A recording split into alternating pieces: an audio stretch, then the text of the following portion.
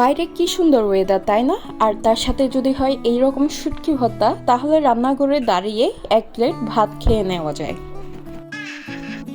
আর এই সুন্দর লোভনীয় শুটকি ভর্তা করতে হলে ফলো করতে হবে আমার কিছু টিপস অ্যান্ড ট্রিক্স। যদিও টিপস অ্যান্ড ট্রিক্স আমার না, আমি শিখেছি আম্মু থেকে। যাই হোক, ফার্স্টে চুলার মধ্যে একটি প্যান দিয়ে দিলাম, তার মধ্যে দিলাম সর্ষের তেল, এরপর কিছু পেঁয়াজ কুচি, এরপর কিছু রসুন, শুকনো লঙ্কা এবং কাঁচা লঙ্কা, সবগুলো দিয়ে একসাথে একটু নাড়াচাড়া করে নিয়ে এতে দিয়ে দিলাম আজকের মেন ইনগ্রেডিয়েন্ট শুটকি, যেটা ছাড়া আজকের ভর্তা অসম্পূর্ণ। এক পর্যায়ে দেখবেন শুটকিগুলো এইরকম বাদামি হয়ে আসছে। যদিও শুটকিগুলো এখনও কাঁচা, তার জন্য এইভাবে লালচে বাদামি করে একটু ভেজে নিতে হবে, যেন চাপ দেওয়ার সাথে সব কিছু গলে যায়।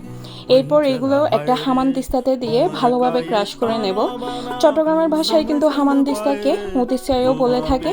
যাই হোক, এবার আবার সেম প্যানের মধ্যে আর একটু সর্ষের তেল দিয়ে দিলাম, তারপর এতে দিলাম টমেটো কুচি, এরপর এতে দেব সামান্য লাল মরিচের গুঁড়া। এখন এইগুলোকে একসাথে ভালো করে ভেজে নেব, যেন লাল মরিচের ঝাঁঝটা একটু কমে যায় এবং তেলটা একটু উঠে আসে। এই পর্যায়ে আমি দিয়ে দিচ্ছি ক্রাশ করে রাখা শুটকি ভর্তা। এরপর সবকিছু একটু ভালোভাবে মিশিয়ে নেব নেড়েচেড়ে এবং একটি পাত্রের মধ্যে নিয়ে, দেখতেই পাচ্ছেন আমি আগে থেকে পেঁয়াজ এবং ধনেপাতা কেটে রেখেছি, আর সামান্য সর্ষের তেল দিয়ে আমি ভর্তাগুলোকে খুব ভালো করে মেখে নেব, তাহলেই আমার ভর্তা রেডি। আর এই দেখছেন আমি সুন্দর রান্নাঘরে দাঁড়িয়ে গরম গরম ভাত দিয়ে এক প্লেট ভাত শেষ করে ফেলছি। কি পরিমাণ লোভনীয় আর টেস্টি হয়েছে এই ভর্তা! জাস্ট একবার বানিয়ে ট্রাই করে দেখবেন। ধন্যবাদ।